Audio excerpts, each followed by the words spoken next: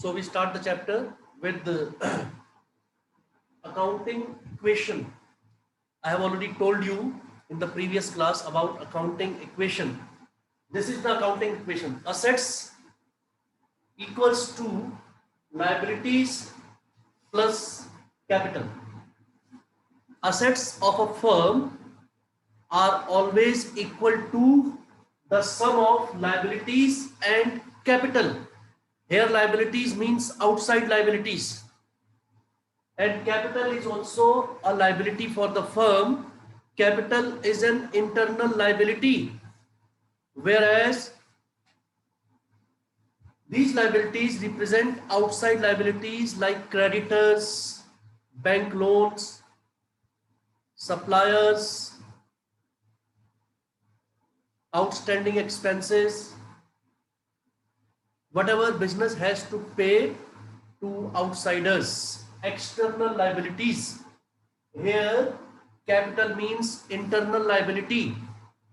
So assets of a firm should always be equal to whatever we have to pay, क्योंकि assets अगर इससे कम हो जाएंगी तो company will be in a position where it would not be able to pay the liabilities. अगर आपके पास कम assets हैं और आपकी liability ज़्यादा है, it is not a good sign. तब जो है आपकी फर्म इंसॉल्वेंसी की तरफ बढ़ती है. इंसॉल्वेंट सिचुएशन है वो, where liabilities are more than our assets. So assets should always be at least equal to liabilities plus capital. Now when we do this in every business transaction, at least two accounts should be affected. In every business transaction, at least minimum two accounts should be affected. We follow dual concept, we follow double entry system, and every transaction should make a difference either in assets or in liabilities or in capital. If a transaction does not make any effect on all these, it is not a business transaction. It is not a business transaction. So business transaction must be capable of making any changes in these. कभी asset बढ़ जाए, कभी asset कम हो जाए, liabilities बढ़ जाए, कम हो जाए, capital बढ़े, कम हो. Increase or decrease in these should be taken as a business transaction. तो ये इसका फॉर्मेट है. जब भी आप बनाएंगे अपनी कॉपी में, कॉपी को हॉरिजॉन्टल करके बनाएंगे, अदरवाइज क्वेश्चन आपका उसमें नहीं आएगा. हॉरिजॉन्टल कर लेंगे कॉपी को ऐसे और तब बनाएंगे. Today I will explain you some of the very common transactions. इसमें जितनी ज्यादा ट्रांजैक्शंस आप ट्रीटमेंट सीखते रहेंगे उतना ज्यादा आपको क्वेश्चन करने में आसानी रहेगी. All the transactions I will explain what is increasing, what is decreasing, and you should be able to see that after every transaction both the sides should be equal. हम इधर का टोटल करेंगे assets का और liabilities और capital का total करेंगे, दोनों साइड का टोटल हमेशा सेम आना चाहिए. If the total is not same, it means you are making some mistakes. I hope यहां तक क्लियर हो गया सबको. This was the introduction for accounting equation. तो सबसे पहली जो ट्रांजैक्शन होती है, नोट करिए, started business with cash 50,000 and stock 80,000.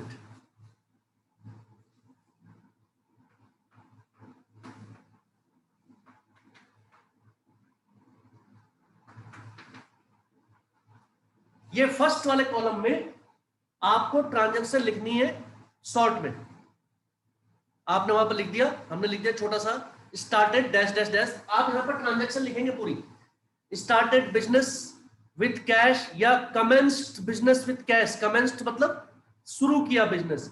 Started business with cash 50,000 and stock, सामान खरीदा है 80,000.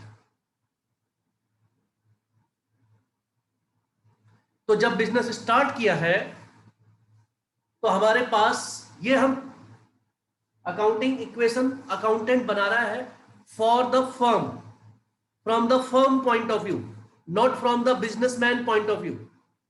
फर्म के पॉइंट ऑफ व्यू से ये बन रहा है, तो फर्म के पास दो असेट्स आ गई, ये असेट कॉलम में यहां पर लिखेंगे आप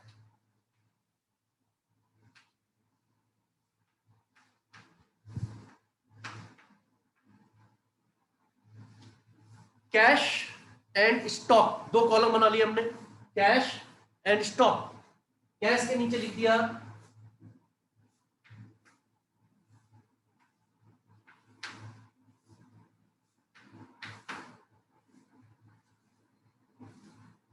कैश के नीचे लिख दिया 50,000, स्टॉक के नीचे लिख दिया 80,000।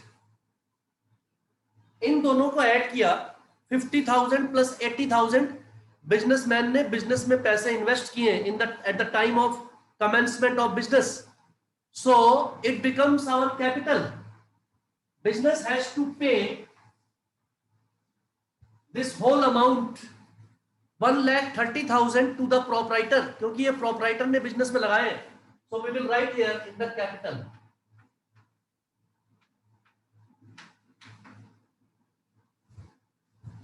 1,30,000 कैपिटल हो गई, 1,30,000 हो गई कैपिटल।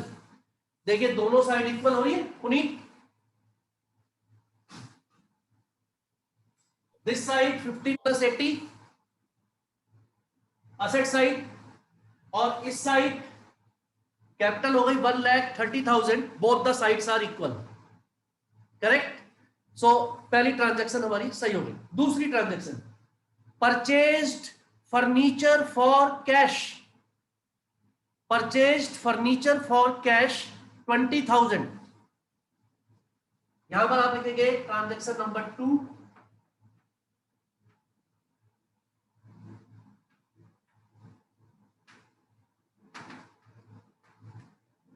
हमने लिख दिया purchased furniture for cash.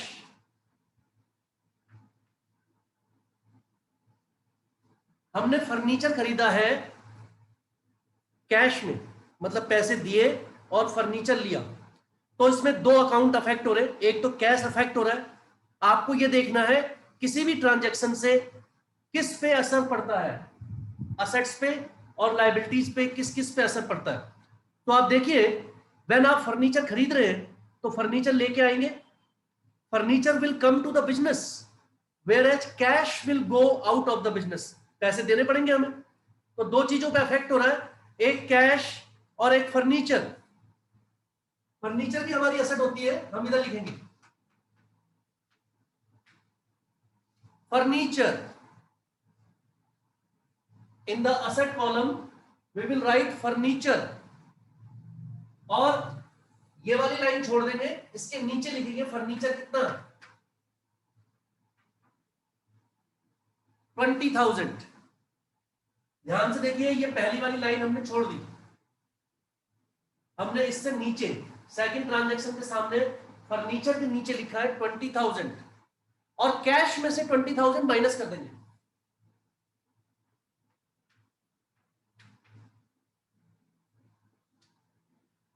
Cash 20,000 reduce हो गया और फर्नीचर 20,000 इंक्रीज हो गया।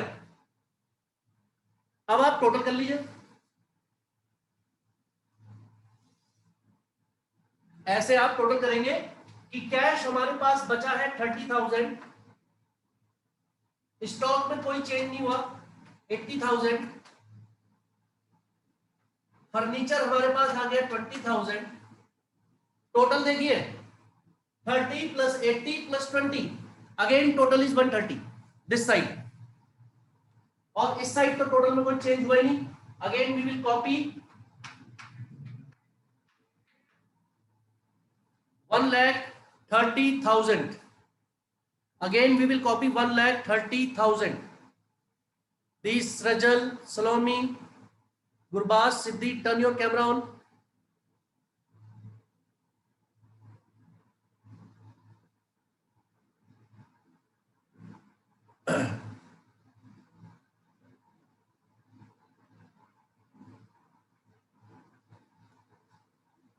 ये देखिए, ये है हमारी new equation.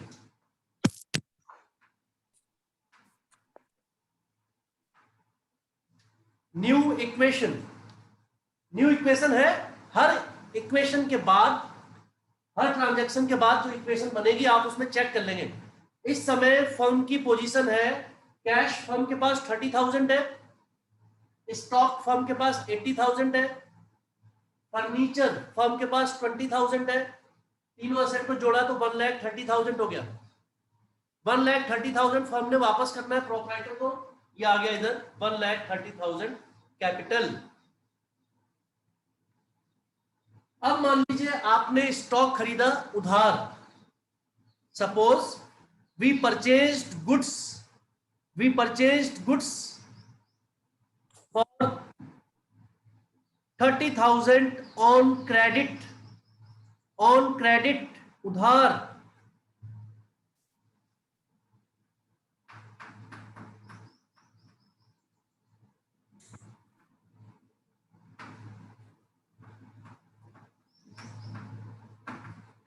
Purchased goods on credit, goods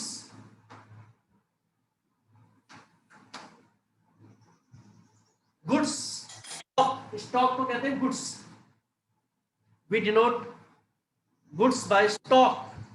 सो 30,000 के गुड्स हमने खरीदे, we purchased goods for 30,000 rupees but we did not pay cash, हमने उधार खरीदे।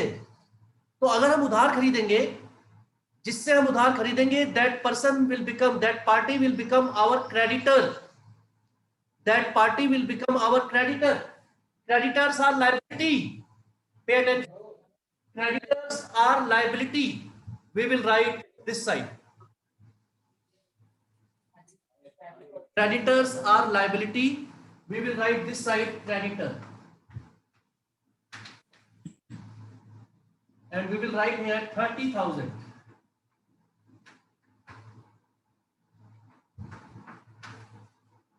30,000, again we will total it, this will be our new equation। cash no change 30,000, stock 1,10,000, furniture 20,000, cash 30,000, stock 1,10,000, furniture 20,000,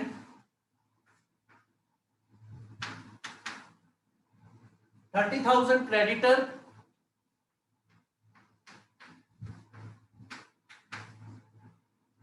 and 1,30,000 capital. तो हमारा जो है total दोनों side का हो गया 1,60,000। अगर हमारा यहां पर स्टॉक इंक्रीज हुआ था तो इस साइड में क्रेडिटर भी इंक्रीज हो गए थे,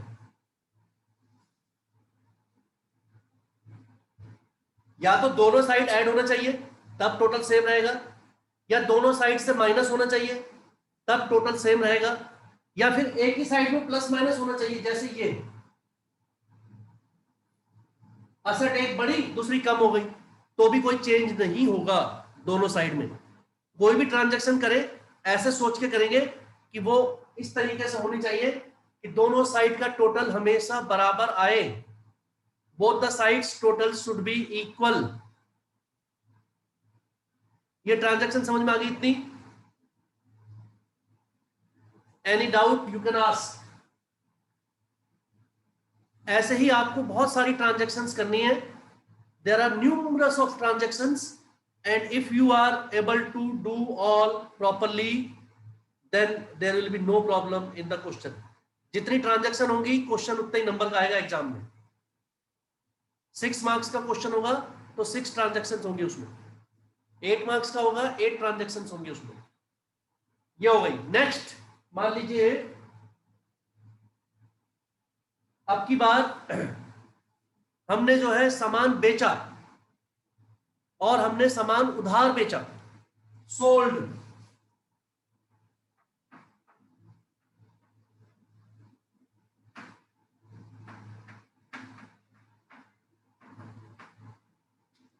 sold goods on credit 20,000 rupees,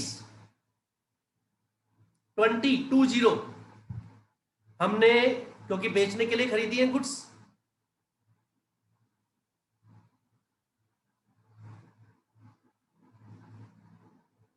हमने 20,000 की गुड्स बेच दी, तो गुड्स स्टॉक में से 20,000 will be subtracted,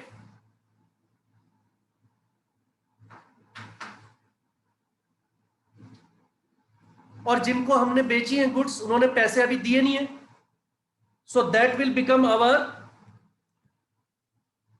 credit debtor, they will become our debtor.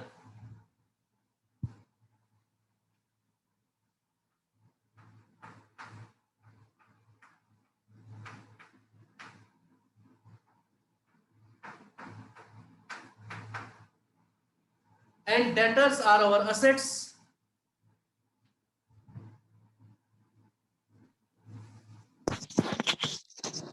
Excuse me, sir. Debtors are our assets.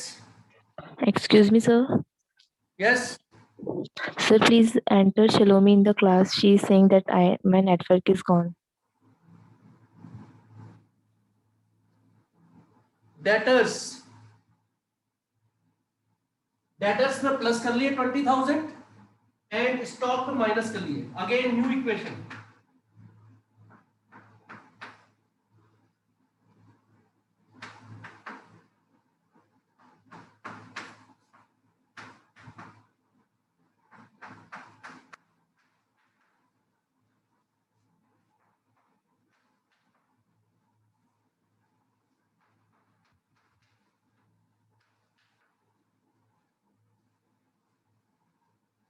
Again new equation बनी 30 प्लस 90 प्लस 20 प्लस 20, ये हो गया आपका 1,60,000, total 1,60,000 again.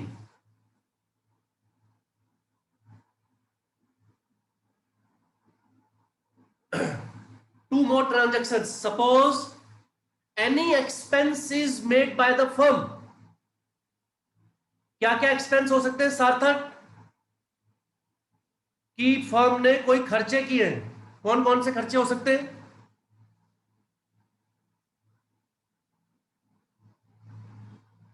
Sir, buying the assets like machinery. है? Sir, buying the assets like machinery.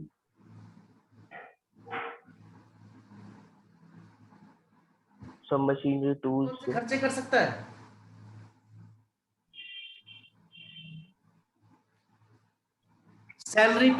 Salary, rent, commission, interest, wages.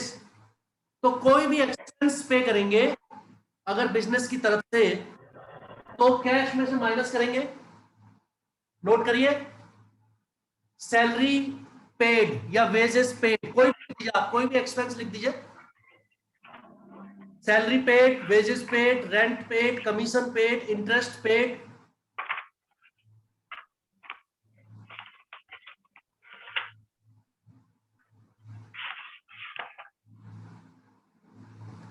Any expense which is paid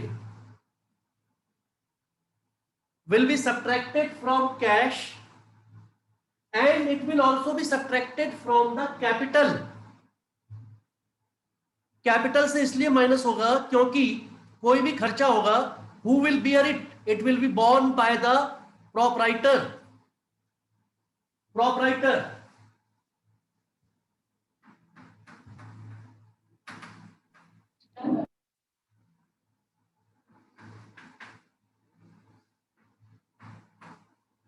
minus 10,000 paid wages, minus 10,000.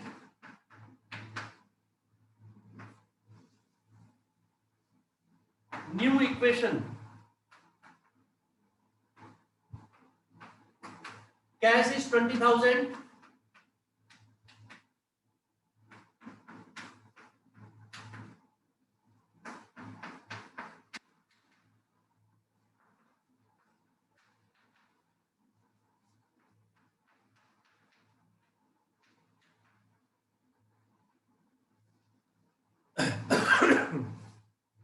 The punchline is, if any expenses are made or if there is any loss, it should be subtracted from the asset side. Cash में से minus करेंगे और capital में से minus करेंगे. All the expenses and losses will be borne by the proprietor, क्योंकि हम उसे सारा प्रॉफिट भी देते हैं. तो अगर कोई इनकम होगी वो कैश में प्लस होगी और कैपिटल में भी प्लस होगी. एनी इनकम जैसे कि interest received, rent received, commission received, all these will be also added in cash. Cash में आप ऐड करेंगे. इंटरेस्ट रिसीव्ड हो, ट्रांजैक्शन लिख लीजिए. Interest received, commission received, rent received, dividend received. क्या? So any income or profit will be added to the cash and it will also be added in the capital. फिर आप जो है total कर लेंगे. फाइनल जब आप टोटल कर लेंगे तो आपका आंसर चेक होगा. कैश सही आ रहा है आपका, स्टॉक सही आ रहा है, फर्नीचर सही आ रहा है, डेटर सही आ रहा है, दोनों साइड का टोटल सही आ रहा है कि नहीं. Both the sides assets is equal to sum of liabilities and capital should be equal in the last equation also. In the last equation also it should be equal, and in every transaction at every step your answer should be equal. जहां पर भी आप total करेंगे वहां दोनों side का total same आना चाहिए. This is all for today. कि आपको अकाउंटिंग इक्वेशन बनानी आनी चाहिए. Again you will practice this same type of transaction. You can solve illustration number 2, 3, 1, 2, 3 and see whether you are able to make proper accounting equation or not. Both the sides should remain equal in all the circumstances. Is it clear to everyone? Raise your hand. After solving 20 to 30 questions, you will be able to make it very very clearly. ये जैसे दिख रहा है आपको, right? Lines जो है सब scale से ड्रॉ करेंगे, प्रॉपर डिस्टेंस रखेंगे और हॉरिजॉन्टल करेंगे इसे कॉपी में. Okay, so you practice question number 2, illustration number 2, you practice in your notebook and come back for the next class. Thank you.